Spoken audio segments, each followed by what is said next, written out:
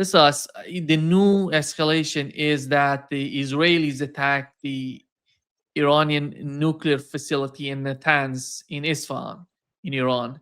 Then we had the response from the Iranians. They have, for the first time, you know, the Iranian missiles are hitting the Mona, and not only the Mona, but Arad was hit as well. Two missiles to these two cities.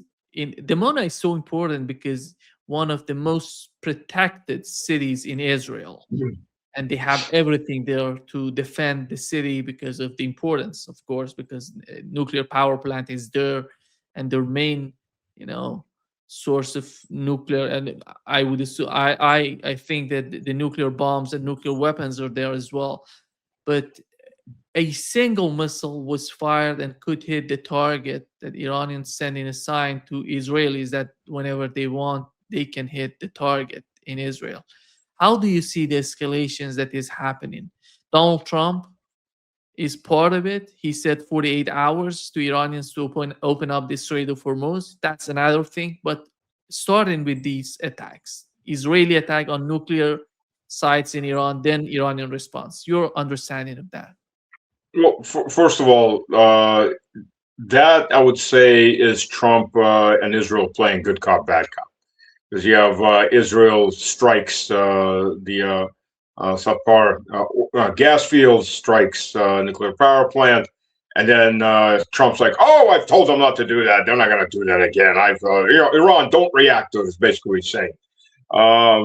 Step down. So it's an incremental. We just keep slowly raising the temperature, and you're being told to keep stepping down, keep stepping down. And I think the proper answer is just go ahead and strike back. Don't listen to anything the good cop is saying, because the good cop is just as crooked as the bad cop. So that from that is a proper response, is to always strike back and ignore. Let them know that there will be always payback, and maybe even more than they're expecting. Dimona, it's hard to say whether they were targeting the nuclear power plant or not. It's a small power plant. But what was seen, what was perfectly well seen, was two Patriot missiles went up. Maybe they were Iron Dome missiles. I'm not sure which. You can't tell. They went up and went right past the ballistic missile that was coming in that struck. So so much for air defense in this case. Ballistic missiles are hard to stop because of their speed. They're not hypersonic. They're not maneuverable, but they are usually as fast. They're just on a parabolic arc coming in. So I don't know what to say from that. More likely it was a warning shot, or it might have been a miss. But the thing is, first of all, if you're hitting a nuclear power plant, let's be clear a few things. If you actually want to do a nuclear meltdown, first of all, those towers are usually designed to be able to stand a strike of a Boeing 747. Sorry for interrupting you. They have hit the research and technology building in Dimona. It wasn't, particularly the site, the nuclear site. Yeah, they damaged up a bunch of apartment buildings around there too, but that's from the blast. But it happens in the city. If you've got questions about the war you've ordered, don't order the war. That's the Israelis are screaming war crimes as they're massacring Lebanese, as they're shelling deeper into Syria, as they're gazoing Beirut, as they're using white phosphorus on civilians. They're screaming war crimes. I think the term is cry bully. Bully around, and when you get smacked upside the head for it, start screaming and crying that you're the victim. But they do that all the time. So we see that right now. So yeah, I'm not going to be. Yeah, it looks like my bucket list item of going to the Holy Sepulchre for Holy Pascha is not going to happen in my lifetime for me, anyways, because I'm pretty sure I'm on a blacklist for the Israelis by now. Oh, of course, they also closed they closed the church for safety. That church has never that church. If you don't know, that is the where the stone on which Christ's body was prepared, and the cave that his body was placed in is inside that building. Well, the cave is no longer a cave; it's been carved into a separate building inside the building. Because what originally happened was, it was a cave on the hillside. It was a prepared cave for a burial cave, and then the Romans, when they were pagan and suppressing Christianity, they built a temple of Aphrodite on top of that, filled everything in, built a temple of Aphrodite. And then when Rome Christianized, the Roman Empire I'm talking about, Christianized, Saint Helena went there and they found the site. They destroyed the temple of Aphrodite, found the cave, built a small church over it, and the small church became a bigger church, and the bigger church became a giant cathedral, and it has never been closed since then. And the Israelis have closed it. And Holy Pascha is 3 weeks away. And big question whether or not they'll open it. So this is an insult to all Orthodox Christians, to all Catholic Christians, to all Armenian Christians. I'm going to count the Protestants because, hell, they don't know what the hell they believe half the time. There's 30,000 branches of them, and half of them scream at each other that they're not the right branch. And if they're Zionists, the Zionist heresy, then they're worshiping at the feet of Netanyahu. So what do they care? So there's that too. Sorry, I went on a tangent. It's been on my mind recently what they've done with the church, with the cathedral. If you're hitting, you'll go back to the towers. Those towers are made to withstand a full speed strike from an airliner. You're not going to damage those towers. Well, a ballistic missile probably would, depending on the warhead size. But those towers are very hard to bring down. They're brought down when the Germans demolished their nuclear power plants, as they did to every single one of them, and do shaped charges and bring it down. They don't fall on their own. Now, having said that, if you want a nuclear meltdown, you don't aim for the towers. You aim for the pumps for the coolant section, because those pumps and the backup generators, so you can switch off electricity. The power station still has to have a certain amount of electricity to pump water into the cooling towers, the cool tower into the reaction chamber to cool the rods. Otherwise, the rods will continue to generate heat. They'll overheat. I mean, you're not going to have a chain reaction if you don't have enough uranium at a high enough level to have a chain reaction, a nuclear explosion.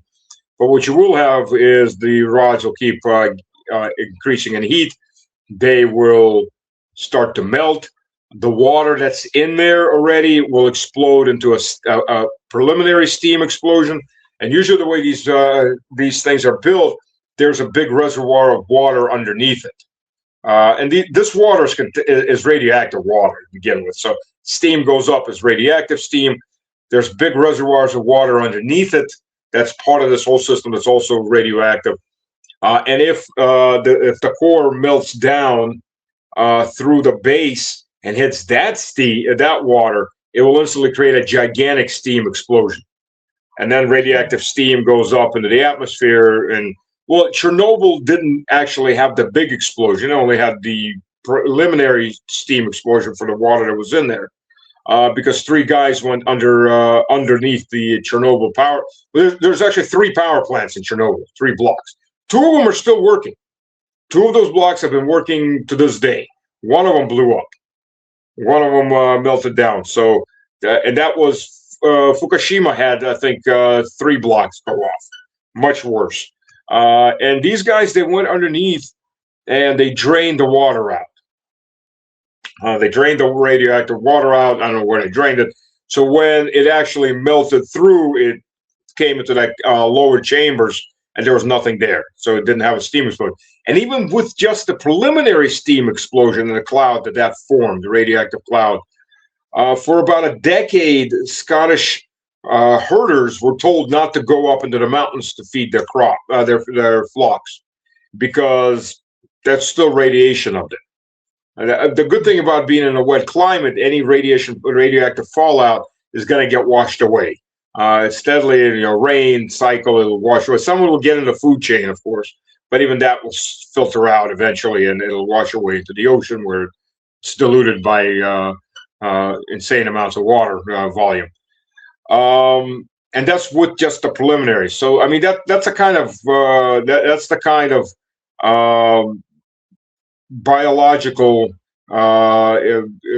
disaster you can create. I mean, Israel's already created one biological disaster that by blowing up the oil reserves north of Tehran.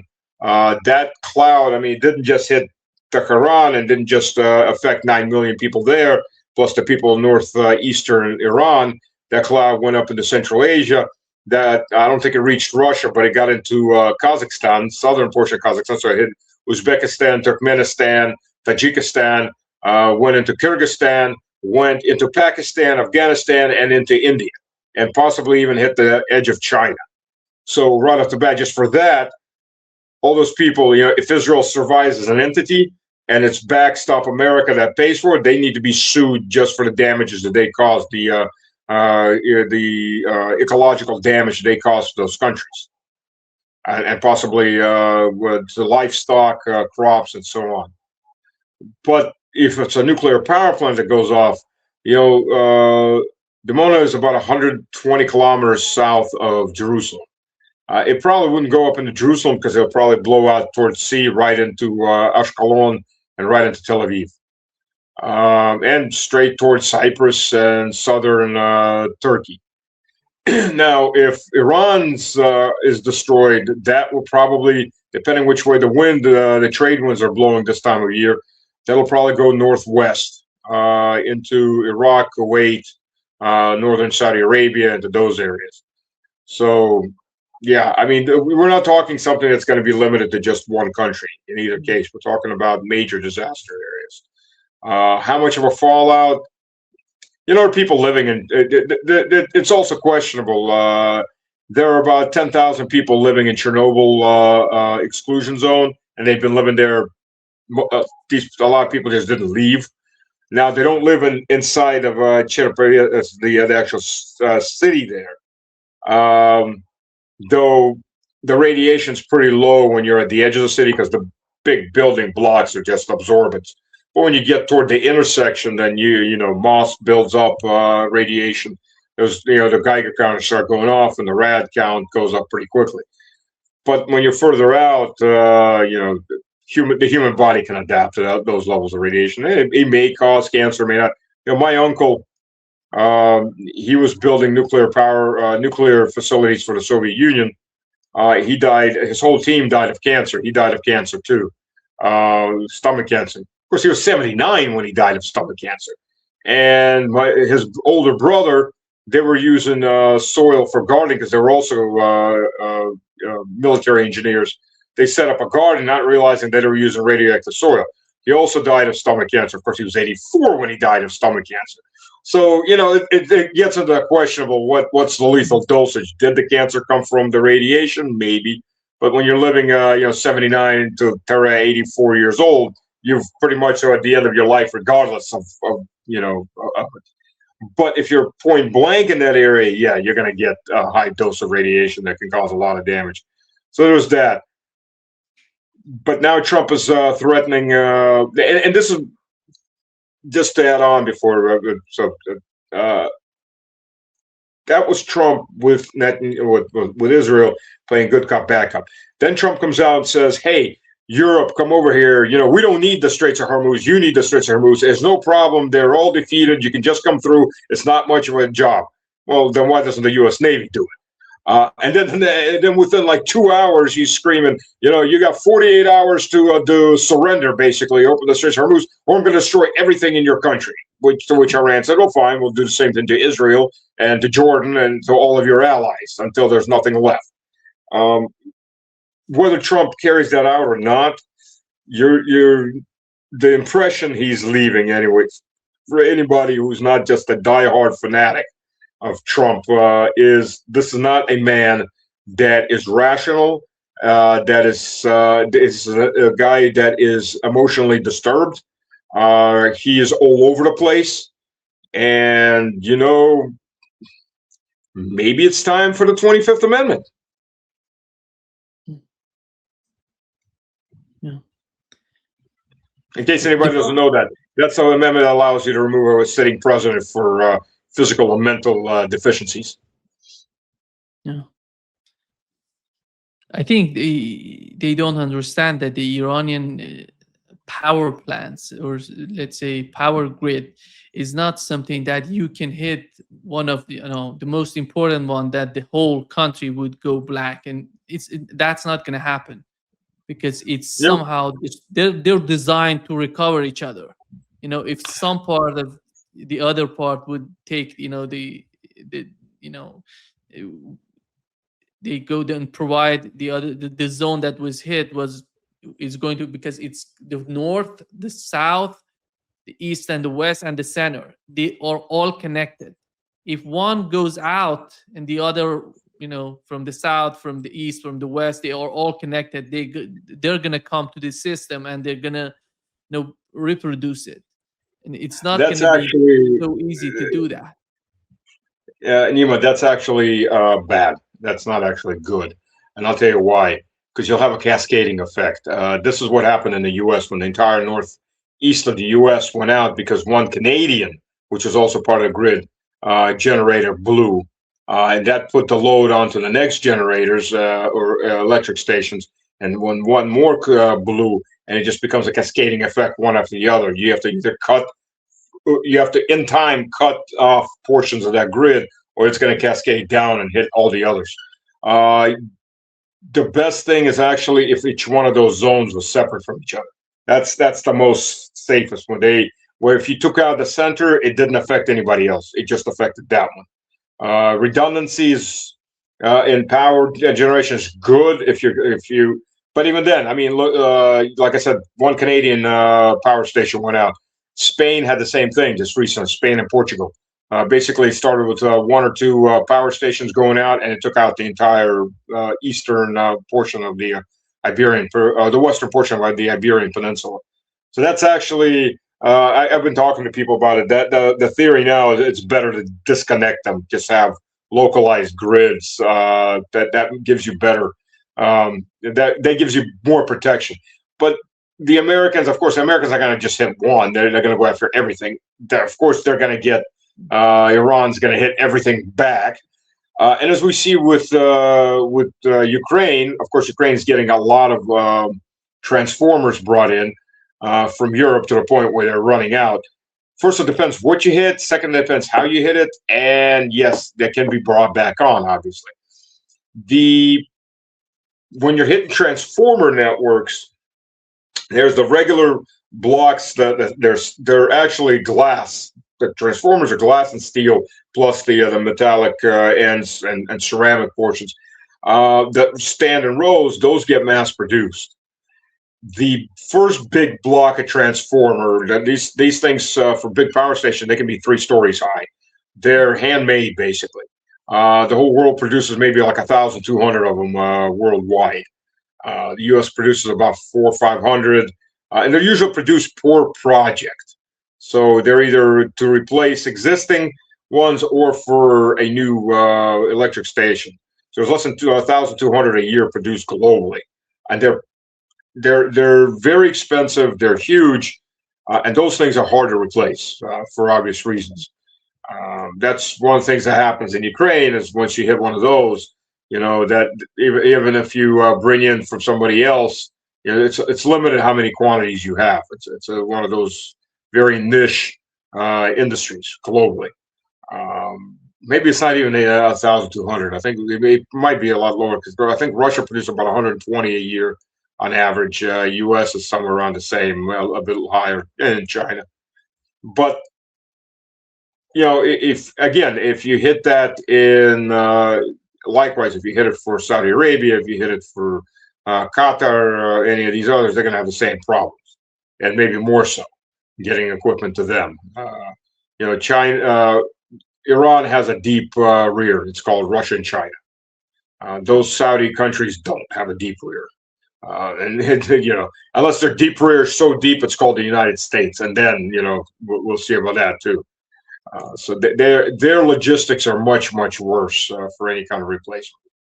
Uh, and this we're going to see what this plays out very soon, because the world is going in for a massive, well, parts of the world are going in for massive crashes, and I think at this point are absolutely unavoidable and already starting to happen. Yeah, it's not going to be just power grids. They're going to go after desalination, everything, oil facilities, because it's not going to be just limited to power grids. Iran just said that if you do that, we're going to go after all of these facilities in Arab states and in Israel. And here's the thing: about 5-6% of the Iranian population. Iran has been in a drought condition. It's climatical. Been in a drought condition for the last couple of years. So Iranian agriculture is suffering a lot. However, there's enough water for the population. It's only 5 or 6% of the population that needs desalination plants It's to survive. 2%. Oh, is it 2%? Okay. 2%. Yeah. Israel has enough water for the population. I've been asking people who've been there. However, 75% of its agricultural sector needs desalination plants. They don't have enough water for the agriculture. Again, arid environment. Again, it's been in a drought like the whole region. Having said that, then we go to the artificial nations called Saudi Arabia, called Bahrain, called Qatar, called United Arab Emirates. These are artificial nations. We know this. You know, I went to Dubai on a business trip. I was a director in Halliburton. We had a meeting there, so we all went there for about a week. Back in 2013. And I'm a person that likes to visit historical places. I like ruins and reading about it, walking through and seeing other civilizations. I was determined to find historical Dubai. Searched all over the internet before I went there, and nothing. Went there, I'm talking to the locals, and they're laughing. Because historical Dubai, for those that don't know, this big Dubai city, historical Dubai was a mud brick fort for the local warlord, a few dozen houses, and a tiny little port. That is historical Dubai. There's no historical Dubai left. They just took it all down. There's no ruins because it was mud brick. I mean, it was just a piss poor port, and the majority for one local sultan, and the majority of the population were nomads. So there is no historical Dubai. So this entire city, everything grew up on imported technologies. First and foremost, because of the money, of course, from oil and gas. First and foremost, desalination. These countries are 75 to 100% dependent on desalination. Saudi Arabia isn't that much, of course, because Saudi Arabia has wheat fields in the south, so they have water in the south part of the population. But still, they're way overpopulated for the amount of water they have. Which are Shia regions. Exactly. Well, right, yes, they are. Only they've got wheat. Yeah, they've got wheat in the south and things like that. So. But Riyadh and all these cities are in dry areas, at least for the last 6,000-7,000 years. Just sure, in the last ice age, there were very wet areas, but we're not in an ice age, and thank God. And they're dry. You can't import the water to feed these people. You need to import rivers constantly flowing. So without desalination, first of all, let's be frank. If those desalination plants are taken out, you're looking at a super mass casualty event. Yeah. The human body can go about 3 weeks without food. If you're really fat, like some of these obese cows you see that just have morbid obesity in the U.S. or in the U.K., so that if they're just given enough water, they probably survive for quite a bit longer because they've got stored reserves. The average human being, maybe 3 weeks before he's dead from starvation, maybe less. 3 days without water. In the desert, you wouldn't last 1 day. And let's be realistic. When the heat's hitting 45, 50 degrees, it's just sucking the vapor right out of your body. Every time you breathe, you sweat, everything is sucking out. You won't survive a day without water. And the reality of it. Now, there's 100 million people in that area. Let's even say 60 million people would be affected. How many people are going to die off within the first days? You cannot evacuate that many people physically. You cannot move that many people. You cannot feed that many people in an emergency. You cannot bring drinking water. You got to figure the average human body, especially on the move, trying to survive, get out in that kind of heat, even if you're only moving in the night, you're going to need at least 3 liters of water per person, per adult person. Children will have less, of course. You can't bring that much. It's physically impossible to bring that much water. I mean, you would have a mass casualty event within days, within 1, 2, 3, 4 days. I mean, this is a massive die-off of humanity in that area.